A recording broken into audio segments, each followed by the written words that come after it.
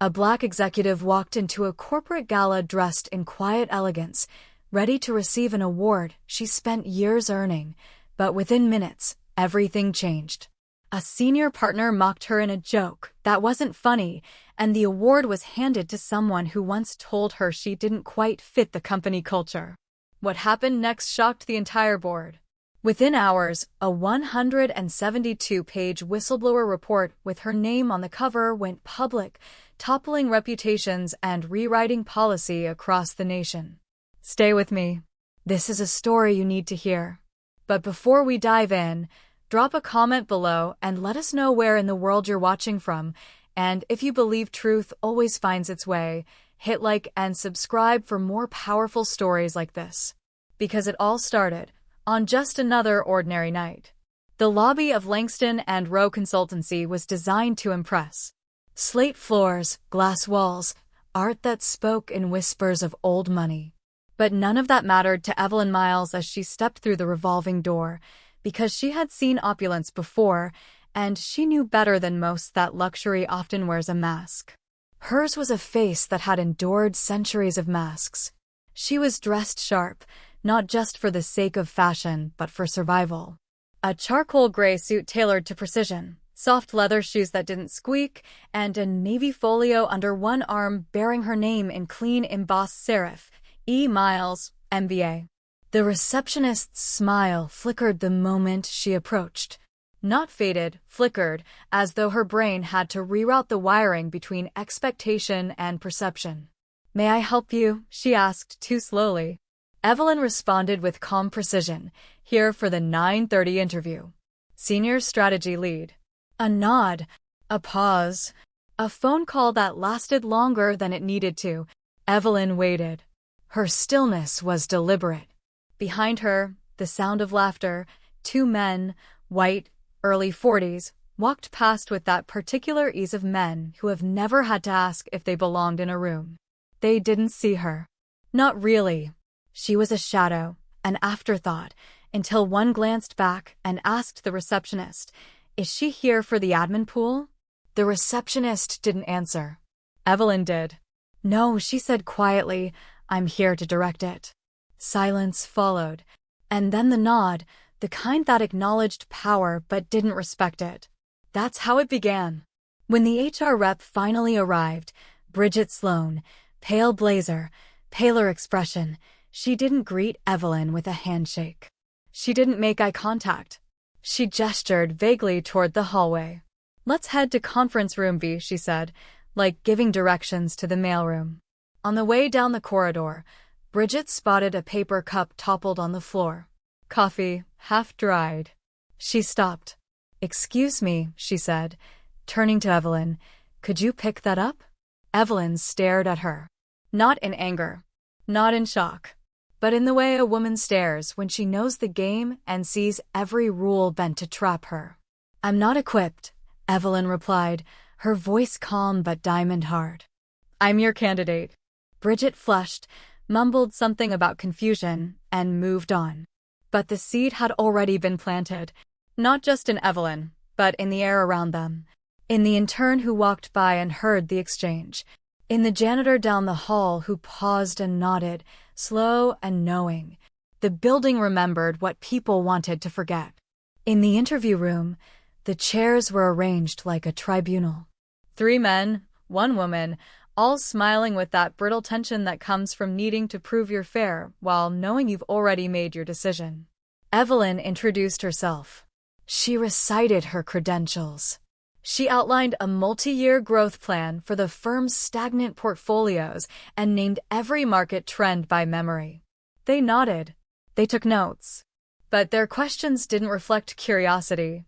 They reflected fear. How do you handle being challenged in high-pressure environments?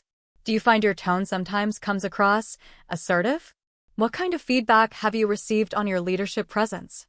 It wasn't the questions, it was what they didn't ask. They didn't ask about vision, about strategy, about solutions. They asked if she could shrink herself without making them uncomfortable.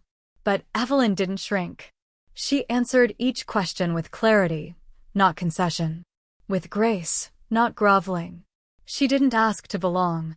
She arrived already belonging. That was the threat. As she stepped out of the room, she passed a white candidate being ushered in with laughter, backslaps, and cappuccinos. He gave her a once-over and smirked. "Tough crowd?" he asked. Evelyn looked him in the eye. "Only if you're the wrong storm." Outside, the wind had picked up. A shift was coming, subtle but certain. And Evelyn Miles, black, brilliant, and unbending, had just walked into the eye of it. Because this story wasn't about whether she got the job. It was about what would happen to the building after she left it standing in silence. There is a particular violence in politeness when it is used to erase a person. And that morning, as Evelyn returned to Langston and Rowe for the second round of interviews, she felt the blade of it before a word was spoken. The same receptionist from before greeted her with a thin smile and a clipped, "You can wait there," gesturing toward a narrow glass-walled holding area just adjacent to the elevators. She was early, on purpose. Early enough to hear the undercurrents, to feel the building breathe before it remembered it was being watched. Inside the holding area, 2 men sat already, laughing quietly, their folders balanced on their knees like trophies. One of them, Cole, from what she overheard, had finished his MBA the year before. His resume was padded with internships and a father in consulting. The other, Brandon, wore the kind of suit people bought not to feel confident, but to signal access. They paused when Evelyn entered, offered half smiles, and resumed their conversation, but lower this time. She didn't need to hear the words. She recognized the rhythm, the casual disbelief that she was in the same room for the same seat. Bridget, the HR woman from before, entered 5 minutes later. This time, her tone was sweeter, excessively so, as if trying to compensate for something unspoken. "Thanks for coming back, Evelyn," she chirped. "We're all so impressed with your background. Just need to run through a little team fit this time. You understand. Team fit. A phrase that sounds like it wants harmony, but really means, do you make us feel safe? Will you smile when we don't?" She was escorted past 2 open doors where other candidates were already shaking hands with panels. She passed one room where someone was presenting slides, loud, confident, gesturing like a TED Talk. Evelyn was led to a smaller room. No windows. One panelist. A man named Glenn Halverson, regional director. He stood when she entered. "Let's keep this casual," he said, pulling a chair out for her. "No need to be so formal. Just want to have a chat." But chats, Evelyn knew, could be traps. He didn't look at her resume once. He asked about cultural adaptability, about navigating complex personalities, about whether she ever had issues with authority dynamics. Then came the remark, disguised as a joke. "You've clearly got a presence," he said. "The room shifts a little when you walk in. That can be powerful, but not everyone responds well to that. You know how it is." She smiled, just enough. Power only makes people uncomfortable when they've spent their lives not having to share it. Glenn chuckled, but not with his eyes. When the chat ended, she returned to the hallway, passing Cole again. He was holding a branded folder, something she hadn't been given. He grinned, winked. "They asked me what I'd do with a legacy account. I told them I'd take it golfing." He laughed like that line always worked. Maybe it did. Evelyn returned to the lobby, waiting for her car. Near the window, she overheard 2 junior staffers by the coffee bar. One whispered, "She's intimidating." The other nodded, "It's the way she talks." "So exact." Then softer, "You think she'd even fit in here?" Fit. There it was again. That word they used like a velvet rope. Not about competence. About comfort. Their comfort. The car arrived. Evelyn stepped in. As the door shut behind her, she opened her folder. A new business card had been slipped inside. Community Outreach Consultant. Tier 2 Strategic Track. Not the role she applied for. Not the one she interviewed for. A quieter seat. A lower ceiling. It wasn't a rejection. It was a redirect. And that, she thought, was the newest version of the old game. Not shutting doors, just moving them. Not saying no, just saying not here. But what they didn't know, what they never seemed to learn, was that Evelyn had seen all the floors of the building. She knew which ones were built on glass. And she knew exactly where to aim when it was time to make them shatter. The trouble, always, was not the noise of hatred, but the silence of comfort. Evelyn returned for what was labeled a culture conversation. Not a final interview. Not a strategy review. A conversation. As if her expertise were a foreign dialect and the company needed a translator. The conference room was different this time. Smaller. Dimmer. No glass. No art. Just beige walls, lukewarm coffee, and 3 men in identical check shirts pretending to be disarmed. They introduced themselves not with titles, but with nicknames, Mike, Dave, and JT, as though casualness could mask scrutiny. The conversation began light, almost playful, veering into jokes about fantasy football and office pranks, to which Evelyn offered a polite chuckle but no contribution. Then the questions began. "So, Evelyn," JT said, arms folded, voice slow and paternal. "You ever have to adjust your tone when working with, say, an all-male team?" It was asked like a riddle. But it wasn't a question. It was a test. Can you code switch on cue? Can you shrink politely? "I speak to the results," she replied. The tone adjusts itself to the urgency. JT nodded slowly, feigning understanding. Dave scribbled a note. Mike leaned in. "Sometimes we get clients who aren't used to directness. They want a softer approach. More collaborative language. Think you'd be comfortable adapting to that?" Again, not a question. A challenge. Because collaborative language was code. It meant deference. It meant smiling while being dismissed. It meant, don't sound too certain or we'll call it threatening. Evelyn leaned back, her gaze still. "I believe in clarity. Especially when budgets are on the line." Mike smiled tight, said nothing more. The conversation turned to leadership. JT posed a scenario. What if a colleague undermined your plan in front of a client? Would you correct him directly or take it offline? Evelyn said, "If the correction protects the client's investment, it happens in the room." Quietly. Precisely. But it happens. Dave cleared his throat. Some folks might read that as combative. No, Evelyn said softly, they'd read it as prepared. The room went quiet. The meeting ended with vague smiles and empty phrases, "Great insights, appreciate your time, we'll circle back." But she knew what had happened. She had not failed. She had not erred. She had been too excellent in the wrong direction. Downstairs, at the lobby cafe, she bought tea. The barista, a young black woman, handed her the cup and whispered, "Saw you upstairs last week. Just wanted to say, thank you for how you carry yourself. We notice." Evelyn nodded, emotion held behind a practiced composure. Sometimes the witnesses you never meet carry your testimony farther than the judges who claim to see you. Later that afternoon, a new message arrived. HR. No offer yet, just a note.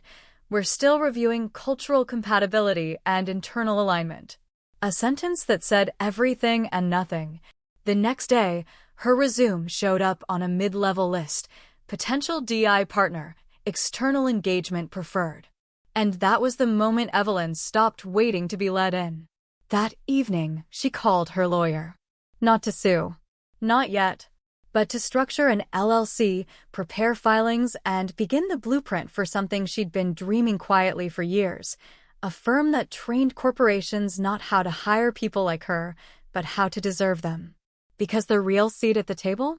It was the one you built yourself. And when you build it right, you don't need to ask who it's for. They'll know.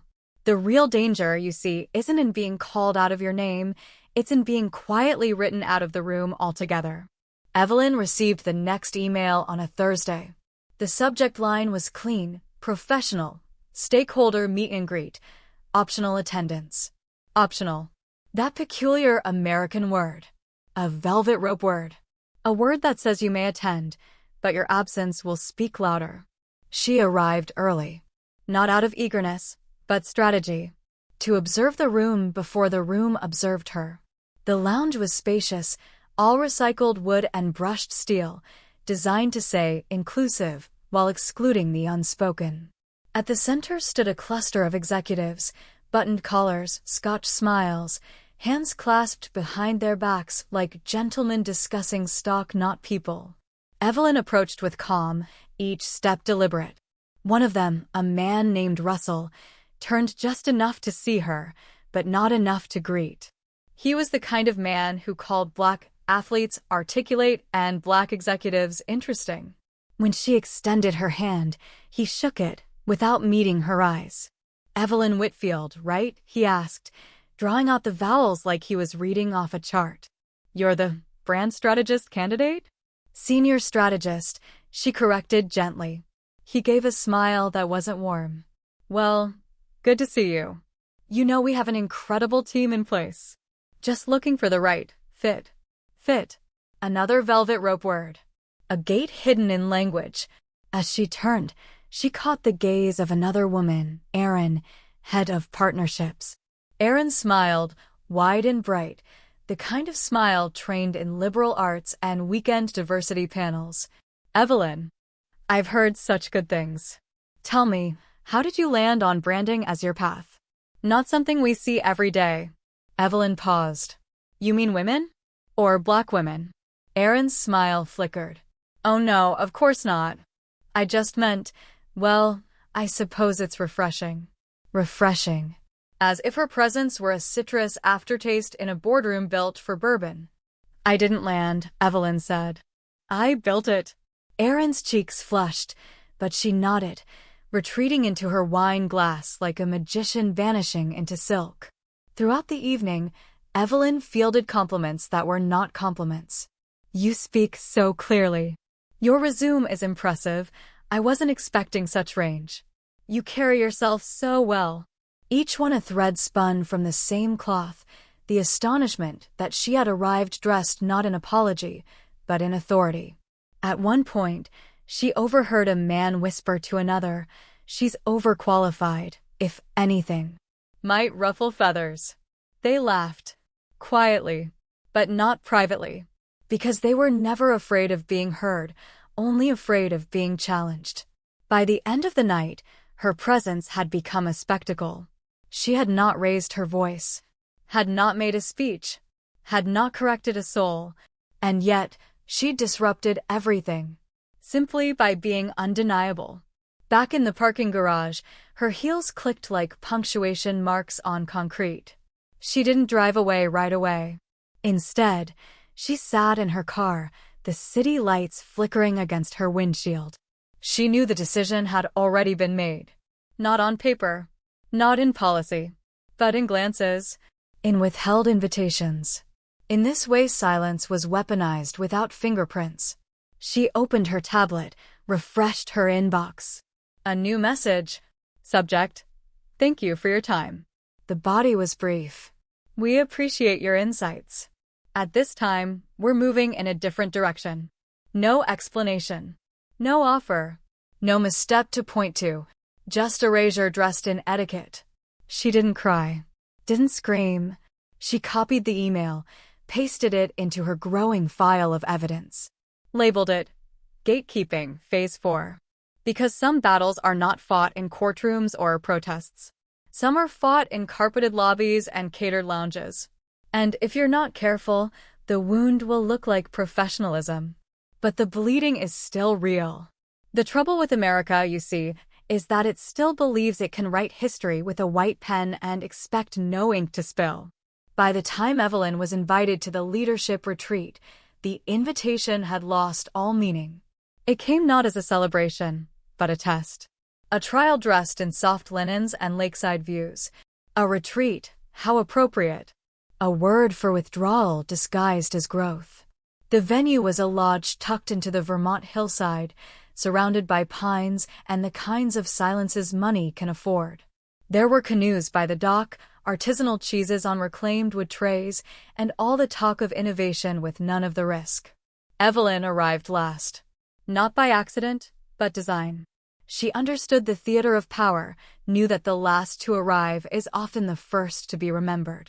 Inside the conference hall, a fire crackled beneath a mantel adorned with local craftsmanship.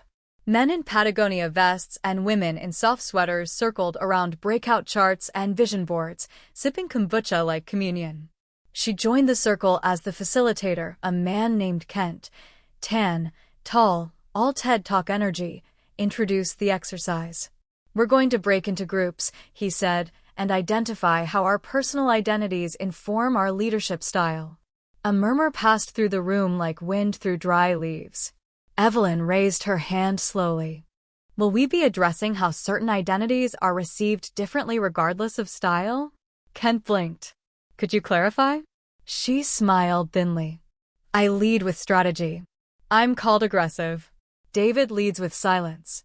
He's called a visionary. What framework are we using to parse those realities?" A pause. David looked at his notes. Kent adjusted his collar. The group split. In her breakout circle, Evelyn sat with 3 men and 1 woman. All white. One man, Gregory, spoke first. "I like to think of myself as a servant leader. I listen first, speak second." The others nodded. Another chimed in. "I'm results-driven but relational. People first, but I hold the line." When it came to Evelyn, she said only, "I lead with clarity." The silence that followed was not confusion. It was resistance. Later that evening, over dinner, the wine flowed freer. It always does when pretense gets heavy. And it was then, when someone said something they believed was safe. "I just think sometimes we overcorrect," said Marisa, head of People Ops. "Diversity is important, of course. But culture fit matters too. You can't build unity with too many perspectives pulling in different directions." Gregory leaned in. "It's like jazz. You still need a conductor." Evelyn didn't laugh. She folded her napkin and placed it on the table. "Jazz has no conductor," she said. "It's built on tension, on listening, on improvisation. It demands you hear every note." Their smiles faltered. In the quiet that followed, one man whispered under his breath, "There she goes again." Evelyn stood, thanked the host, and walked into the cold Vermont air. Above her, the stars burned with the same indifference as the boardroom ceiling. She lit a cigarette. Not out of habit, but ritual. Back in her room, she opened her laptop. A folder sat waiting, barrier index, internal memo draft. She added a note from the day. Code switch: expectations normalized in leadership exercise. Strategic clarity labeled abrasive. She didn't name names. She didn't have to. The culture wrote them for her. Because what they feared most wasn't her brilliance. It was that she didn't apologize for it. Power, when it is unearned, walks like a man whistling in the dark, pretending not to fear the truth creeping behind him. By the 6th day of her observation, Evelyn was no longer merely tolerated. She was studied. Watch the way one watches a fault line, quietly wondering when it might finally crack and swallow the whole house. The corporate summit had shifted locations to a high-rise in Chicago, glass towers gleaming over a city stitched together by memory and violence. This was the urban immersion phase of the leadership development track, meant, as they said, to deepen cultural empathy through exposure. But exposure to what? Concrete? Jazz brunch? On the 37th floor of the Langston Executive Center, Evelyn was the only Black woman present. Again. The only one not offered a glass of scotch before the panel. Again. The only one whose security badge still triggered a delay at the revolving door. Again. They had asked her to speak that afternoon, last, of course. After Troy, who led with authenticity and liked to quote Marcus Aurelius, after Delilah, who declared that true leadership is colorblind, earning a round of tight-lipped applause. When Evelyn took the stage, she adjusted the mic slowly. She didn't begin with a quote. She didn't smile to soften the room. She just spoke. "I've been called intimidating, but never unprepared. I've been told I speak too directly, but never inaccurately. I've been labeled difficult, but only after I stopped making others comfortable with their assumptions. The room went still. You could hear someone stir their coffee. I was invited here, she continued, not because I fit your mold, but because I outgrew it. And yet, every door I walk through still expects me to shrink on arrival. There was no applause when she sat down. Just the sound of consequence, rising slow like floodwater. After the panel, Kent, the same facilitator from Vermont, cornered her by the refreshment table. You could have framed it differently, he said, tone low, conspiratorial. Framed what? She asked. The tension. The race stuff. You're brilliant, Evelyn, but tone matters. She met his gaze. So, is the truth. He smiled as though she hadn't said anything at all and disappeared into the crowd. Later that evening, during the networking hour, Evelyn was introduced to the CEO of a major partner firm. He was gray-haired, lacquered in old money charm, and greeted her with the reflexive assumption of hierarchy. He said, glancing at her name badge, you're the operations coordinator? No, she replied. I'm the one leading your vendor audit. His face stilled. The laughter died in his eyes before it reached his mouth. She walked away. In the hotel suite that night, Evelyn typed slowly, deliberately. Another log entry. Chapter: Discrepancy of titles. Reality of function versus perceived authority. Repeated pattern of misrecognition, rooted in skin, not skill. She saved it, then closed the laptop. Somewhere below, traffic moaned under the city's weight. She watched from the window, remembering how her grandmother once told her, "You'll spend your life proving you belong in rooms built on stolen bricks." And now she was in one of those rooms. She wasn't asking to stay. She was measuring it for collapse. The strangest thing about a wound is how it can heal without ever having been acknowledged.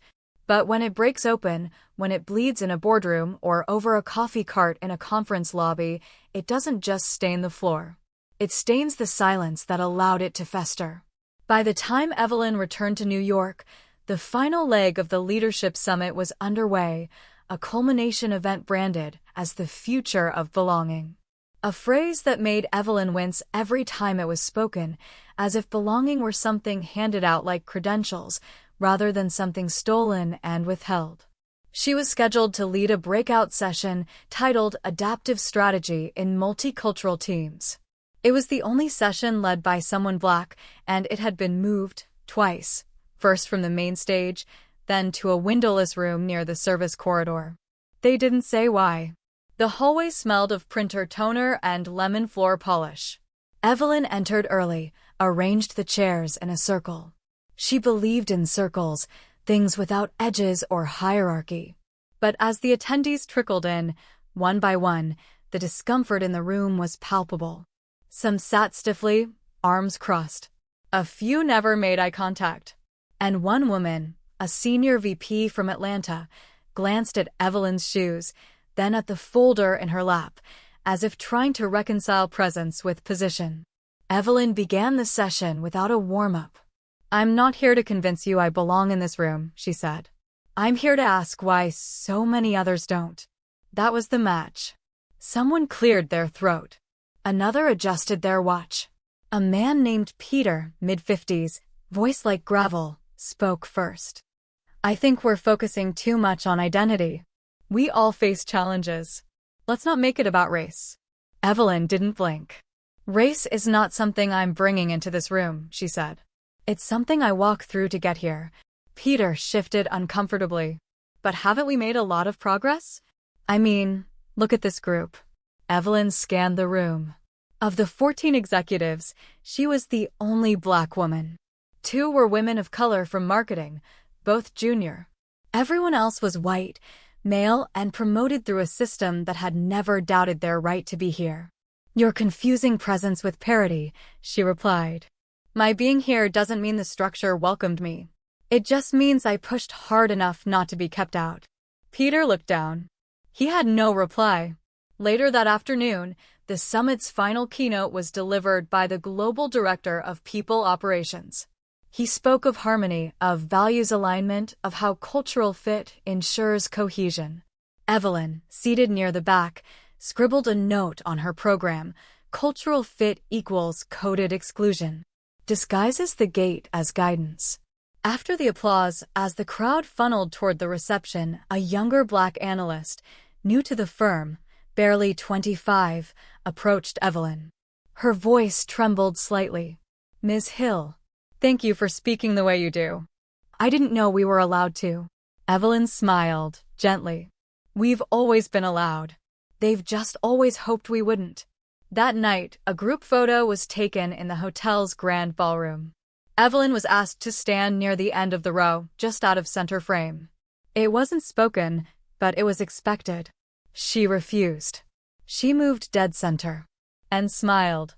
Not for the camera, but for history. It wasn't the final insult that broke Evelyn, it was the applause that followed it. The gala had begun with silk tablecloths and champagne poured like forgiveness. The city's skyline stretched like a lie behind the glass windows, tall and glittering and blind to what it overshadowed. The annual leadership awards were underway, and the MC, smooth-tongued and sharp-suited, welcomed each recipient as if they'd carried the company on their back. When they announced the recipient for Innovation in Equity, Evelyn Hill's name was not called. Instead, it went to a man who had once told her, with a smile, that he didn't see race, right after blocking her funding proposal for a mentorship program that centered Black voices. She clapped. Not out of grace, but out of defiance. She clapped because the silence of resistance was louder than any cheer. Later, at her table, a white woman with gleaming teeth leaned toward her and whispered, "You should have won." We all know that. The sentence dripped with complicity. It was not solidarity, it was a sedative. A way of saying, "We see you, but only when it's safe to do so." Evelyn didn't reply. She had stopped collecting such compliments. They couldn't be cashed in anywhere that mattered. As dessert was served, a senior partner told a joke. It wasn't racist, not in the direct way. It was about cultural quirks, about how certain teams didn't always communicate in the boardroom vernacular. It was meant to be funny. Evelyn watched as the people laughed, then caught her gaze and stopped. That pause, that quiet jolt of recognition, was where the real truth lived. Not in the joke, but in the shared knowledge that it could be told. That it would pass. She stood. Quietly. No grand exit. Just a walk toward the hallway, toward fresh air that hadn't been filtered through denial. She passed portraits on the wall, founders, executives, all white, all male, all smiling with the permanence of oil paint. Outside, beneath the sharp night sky, Evelyn dialed a number. "Is it done?" The voice asked on the other end. "Yes," she said. "They gave the award to Martin Keller." A pause. Then we moved forward. See, what no one in that ballroom knew. Not the MC, not the partner with the joke, not the woman with the kind whisper, was that for the past 6 months, Evelyn had been collecting. Every email, every scorecard, every exclusion is masked as fit. She had met with the Department of Labor. She had spoken with a journalist from The Atlantic. She had compiled a 172-page report, naming names, citing policies, quoting phrases lifted straight from their mouths. She wasn't bitter. She was prepared. By Monday morning, the headline would be everywhere. Top Equity Award discredited after whistleblower reveals internal discrimination pattern at core of program. She wouldn't have to say a word. The truth, once unsealed, would speak in voices too long muted. And for the first time, they would listen, not out of guilt, but because silence would no longer protect them. Evelyn looked up at the skyline again. Same city, but the air had shifted. Not because a door had been opened, but because she had stopped knocking and started building one of her own.